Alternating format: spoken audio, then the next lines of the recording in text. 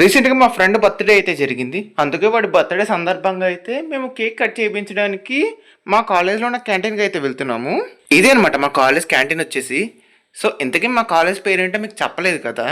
మా కాలేజ్ పేరు వచ్చేసి బీవీసీ ఇంజనీరింగ్ కాలేజ్ వడలరేవు. ఇప్పుడు మీకు దూరంగా ఒకడు ఫోన్ నొక్కుని కనిపిస్తున్నాడు చూసారా, వాడనమాట మా ఫ్రెండ్ వచ్చేసి. వాడి బర్త్డేకి కేక్ కట్ చేయించేది. ఇప్పుడు మీకు కనిపిస్తుంది చూసారా, ఇదే కేక్ అనమాట మేము తీసుకునేది. అంటే ఇప్పుడు మా రైటర్ వచ్చేసి ఆ కేక్ మీద పేరు అయితే రాస్తున్నాడు.